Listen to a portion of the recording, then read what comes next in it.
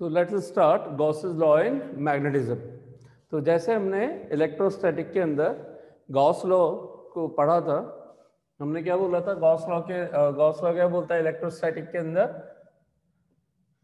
जो electric flux होता है phi e, it should be close integration of E dot ds should be is equals to sigma q upon epsilon naught। यही होता है Gauss law. ठीक है कि मैग्नेटिक फ्लक्स किसी क्लोज सरफेस से पास हो, सो उसका मैग्नेटिक फ्लक्स उस क्लोज लूप के अंदर content total charge into one by epsilon naught के मल्टीप्लिकेशन के इक्वल होता है। ये हमने पढ़ा था किसमें, इलेक्ट्रोस्टैटिक के अंदर। अब यार यहाँ पर अभी तक आज तक हम क्या करते हुए आए, सारी चीजों को मैनिपुलेट ही तो करते हुए आए। एनालॉगी क्या बोलती है, इलेक्ट्रोस्टैटिक्स और मैग्नेटिक्स के अंदर, मैग्नेटिज्म के अंदर कुछ एनालॉगी बता दो आप लोग पहले मुझे, है ना, कि कैसे कैसे फॉर्मूले चल रहे हैं, ताकि फिर हम यहाँ पे भी कंपेयर करें इलेक्ट्रोस्टैटिक्स और मैग्नेटिज्म, इनके अंदर एनालॉगी चेक करते हैं साहब। जो काम यहाँ पर 1/एप्सिलॉन नॉट करता है, मैग्नेटिज्म में ये काम कौन करता है, म्यू नॉट। सेकेंड, अगर और क्या बोला था हमने, टॉर्क का फॉर्मूला, मैग्नेटिक डाइपोल मोमेंट का फॉर्मूला, इलेक्ट्रिक डाइपोल मोमेंट का फॉर्मूला। तो इलेक्ट्रिक डाइपोल मोमेंट का बेसिक फॉर्मूला क्या होता है, Q into D. Q into D मतलब उनके बीच की डिस्टेंस 2a है ना, ये डी की जगह डिस्टेंस 2a आ जाएगी। इसमें क्या होता है, P की जगह m is equals to m into 2l, qm into 2l, distance वही 2l सेम। ये चार्ज है और ये मैग्नेटिक चार्ज यानी कि मैग्नेटिक पोल स्ट्रेंथ है। ठीक है, एक और फॉर्मूला होता है क्या मैग्नेटिक डाइपोल मोमेंट का, इलेक्ट्रिक डाइपोल मोमेंट का फॉर्मूला एक और होता है, जिससे m is equal to IA derive किया था।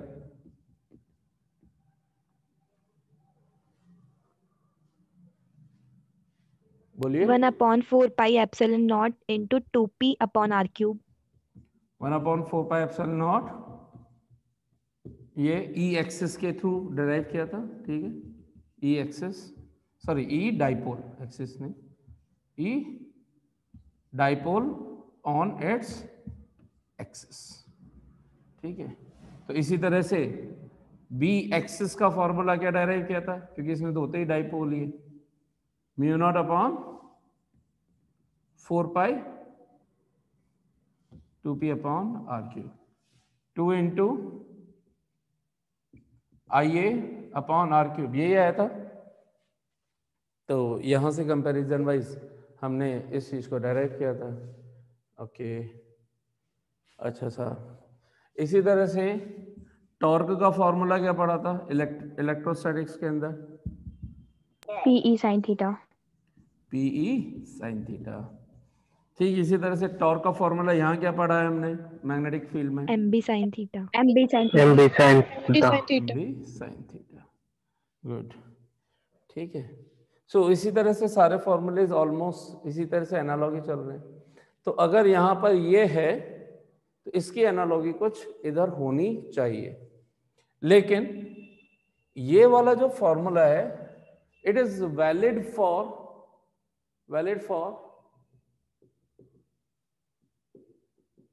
सिंगल चार्ज, ड्यूअल चार्ज या मल्टीपल चार्जेस।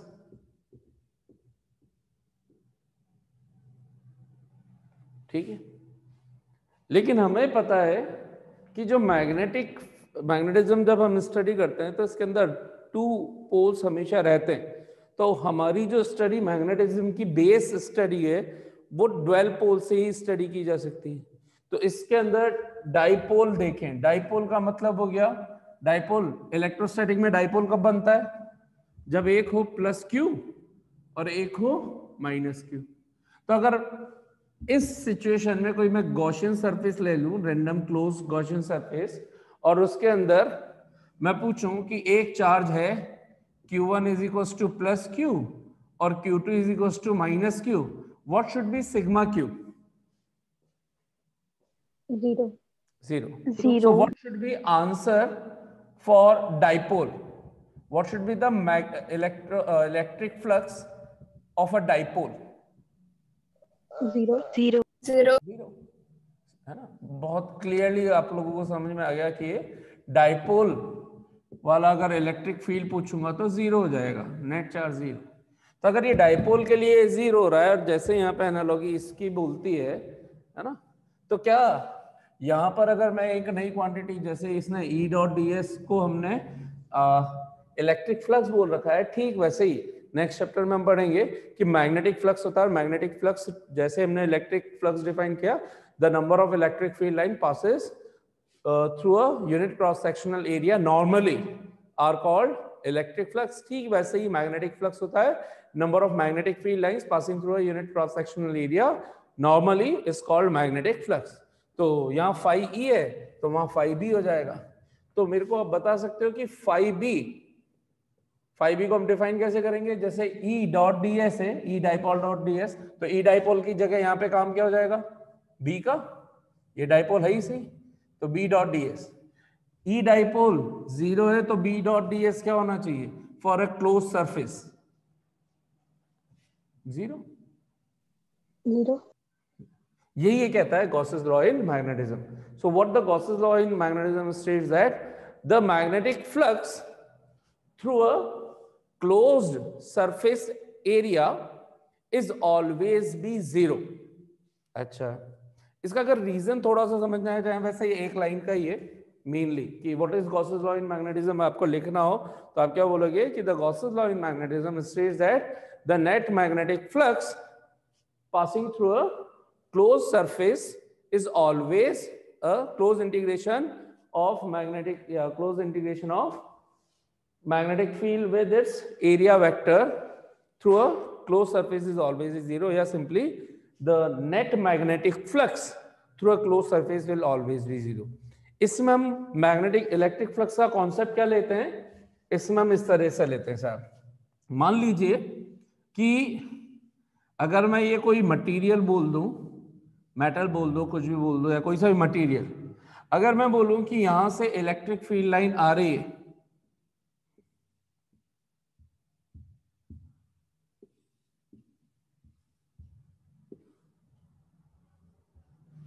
ठीक है, तो मुझे बता सकते हो क्या कि इस एरिया में से पास होने वाला these are the electric field lines, these are the electric field lines according to diagram what should be the, अगर ये कोई एरिया है ए, इससे ये पास हो रही है, what should be the phi E total according to diagram? 0. Reason? जितनी इलेक्ट्रिक फील्ड लाइन एंटर कर रही है उतनी बाहर भी निकल रही है। Very good. हम हमेशा इलेक्ट्रिक फ्लक्स डायग्रामेटिकली अगर काउंट करें तो इलेक्ट्रिक फ्लक्स क्या होता है? Number of field lines passing through a unit cross sectional area. अब इसमें दो तरीके से पास हो सकती है, जिनको पता नहीं हो वो फिर से समझ लें। यहाँ पर ये कॉन्सेप्ट, कोई सा भी किसी भी शेप का एरिया हो, उससे फर्क नहीं पड़ता, रेक्टेंगुलर हो, क्यूबॉइड हो, कैसा भी हो, डजंट मैटर, है ना, रैंडम कैसा भी शेप का, अगर इससे number of electric field line बाहर निकल रही है ऐसे, तो ये बोला जाएगा पॉजिटिव इलेक्ट्रिक फ्लक्स। ठीक है, तो यहां पे एक तरह से अगर मैं 1 वैल्यू दे दूं, 1 इलेक्ट्रिक फील्ड लाइन को 1 का इलेक्ट्रिक फ्लक्स, तो यहां पे मैं phi E समझने के लिए क्या लिखूंगा? प्लस का 6। लेकिन अगर मान लीजिए ऐसा कुछ हो गया कि यहां पर 2 लाइंस एंटर कर रही है, ठीक है, और 3 लाइंस बाहर निकल रही है, तो जो इनकमिंग फ्लक्स होता है वो उसको लेते हैं हम negative. Incoming flux is always taken as negative, incoming flux negative और आउटगोइंग फ्लक्स पॉजिटिव। सो अगर ऐसी सिचुएशन होती, आउटगोइंग 3 का है और इनकमिंग 2 का है, तो आप यहां पे कैसे लिखते? प्लस का 3 माइनस का 2, आंसर प्लस का 1 आता। लेकिन यही सिचुएशन अब अगर ऐसे बना दूं तो ये कितना हो गया electric flux, net electric flux 0। 3 minus का 3 इनकमिंग, प्लस का 3 आउटगोइंग, नेट फ्लक्स 0। ठीक है, अच्छा ये किस बेस पे चलता है ध्यान से देखें। तो अगर मुझे यहां कोई चार्ज बनाने हो इधर से इधर, तो कौन सा चार्ज इधर बनाऊं? Positive. Positive, positive. Positive, negative, negative, negative, negative. So net charge पूछूं कितना हो रहा है? 0 0। 0। ठीक है, अच्छा फिर और एक और छोटा सा एस्पेक्ट देख लीजिए इसी चीज का। इलेक्ट्रिक फील्ड लाइन ये कि क्यों हम इस तरह से बोल रहे हैं, क्यों ऐसा पॉजिटिव नेगेटिव बोलने की जरूरत पड़ी कि जब हम इलेक्ट्रिक फ्लक्स या इलेक्ट्रिक फील्ड लाइन शो करते हैं तो अगर ये पॉजिटिव चार्ज है तो उसको स्फेरिकल हम बात करते हैं। तो इलेक्ट्रिक फ्लक्स हमेशा या इलेक्ट्रिक फील्ड लाइन कैसे निकलती है? Perpendicularly to the surface. और अगर स्फेरिकल है तो वो परपेंडिकुलर डायरेक्शन हमेशा रेडियल डायरेक्शन होनी चाहिए, यानी कि पॉइंट से जो सेंटर पॉइंट है उससे पास होनी चाहिए। तो ये होता है, ये होता है, ये होता है इस तरीके से। तो ये इसकी क्या कहलाती है? Number of field lines. और ये नंबर ऑफ फील्ड लाइंस क्या हो रही है? सब आउटगोइंग। तो ये क्योंकि पॉजिटिव चार्ज के कारण जो बाहर निकल रही है उससे associated flux will B positive, क्योंकि जो भी आउटगोइंग है, आउटगोइंग केवल और केवल तभी आएंगी जब अंदर चार्ज कैसा रहा होगा? पॉजिटिव। और ठीक ऐसे ही जब number of field line show की जाती है नेगेटिव चार्ज के कारण, तो हमेशा कैसे शो करते हैं? इनकमिंग। तो नंबर ऑफ फील्ड लाइंस, अब सोचो आप अगर मैं चार्ज नहीं भी बनाऊं, केवल ऐसे बता दिया, इसका मतलब अंदर कौन सा चार्ज रहा होगा? नेगेटिव। Negative, minus Q. अब ऐसा मैं कुछ बना दूं कि एक ऐसी सरफेस है उसमें से कुछ चार्ज आ रहा है इधर और कुछ चार्ज मतलब कुछ फील्ड लाइंस आ रही है इधर, कुछ फील्ड लाइंस आ रही है इधर।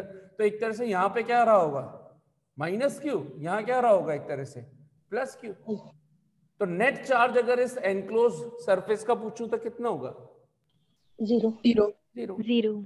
ठीक है, ठीक है। हाँ, कोई अगर डायग्राम के अकॉर्डिंग रहेगी सर, डायग्राम लाइन ऐसी नहीं बनेगी, उससे फर्क नहीं पड़ रहा, लाइन बनेगी नो डाउट अलग तरीके से बनेंगी, कुछ इस तरीके से, ये प्लस क्यू माइनस क्यू। और बहुत बार क्वेश्चन आया हुआ भी ये बोर्ड में कि इसके लिए इलेक्ट्रिक फील्ड लाइन डायग्राम बनाओ, तो हम कैसे बनाते थे? ये ऐसे निकल रही है, एंटर परपेंडिकुलरली करनी है, ये हो गई, यहां से ऐसे निकलनी थी, यहां से ऐसे निकलनी थी, यहां से ऐसे निकलनी थी, इसी तरीके से हम करते थे। और फिर हमें पता है कि फाइनली माइनस क्यू पे जानी है तो इस तरीके से जानी है। तो ये वाली लाइन एक तरह से इस तरीके से एंटर करेगी, सब रेडियल डायरेक्शन में।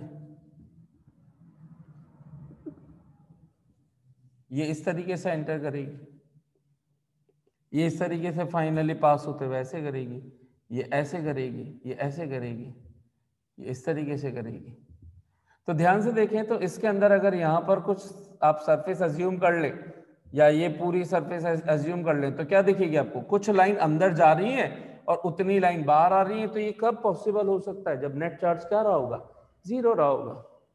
ठीक है, नेट चार्ज 0 की वजह से इलेक्ट्रिक फ्लक्स क्या हो जाता है? 0। इसलिए क्यों? क्योंकि इसको हमने पॉजिटिव फ्लक्स बोल रखा है, इसको इनकमिंग को नेगेटिव फ्लक्स बोल रखा है, नेट फ्लक्स 0 हो जाता है। सेम रीजन यहां पर है। क्यों है रीजन? तो ये गॉस ने पहले अपने इस स्टेटमेंट के बेस पर एनालॉजीज देखते हुए ये बोल दिया था कि जैसे बाकी सारी चीजें यहां मैच कर रही है, तो अगर एक इलेक्ट्रिक डाइपोल के कारण क्लोज सरफेस से इलेक्ट्रिक फ्लक्स 0 है तो इट इज कंपल्सरी कि मैग्नेटिक फ्लक्स भी 0 होना चाहिए। अब इसका अगर हम चेक करें कि क्या वाकई में ऐसा हो रहा है, और इस स्टेटमेंट से अगर हमने इसको एक्सप्लेन कर दिया तो फिर हम ये भी कह सकते हैं कि अगर ऐसा हो रहा है तो डाइपोल के कारण 0 होता है, इसका मतलब मोनोपोल एग्जिस्ट कर ही नहीं सकते। ठीक है, देखते हैं। अगर मैं कोई क्लोज सरफेस ले लूं, कैसी भी, किसी भी शेप की, डजंट मैटर, और इसके अंदर एक मैग्नेट रख दूं, है ना। सबसे सिंपलेस्ट मैग्नेटिक फील्ड निकालने का तो क्या तरीका है, मैग्नेट प्लेस कर देना।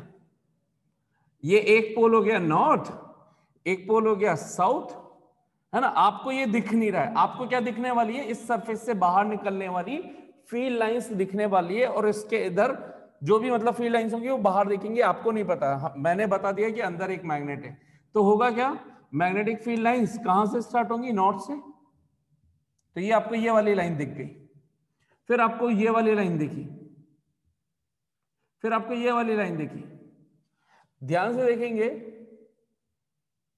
तो इधर आपको नजर आएगी ये वाली लाइन, एक लाइन आपको ये नजर आएगी, एक लाइन ये नजर आएगी। अगर मैं एरो की बात करूं तो ये वाले एरो ऐसे बोले जाएंगे। अब अगर इस सरफेस को हटा दूं और मैग्नेट के थ्रू बोलूं कि बताओ इसकी मैग्नेटिक फील्ड लाइन किस तरीके से रिप्रेजेंट करूं, तो आप ये ऐसे करो, क्या दोगे कि ये देखो सर ये हो गई, ये देखो सर ऐसे हो गई, ठीक है,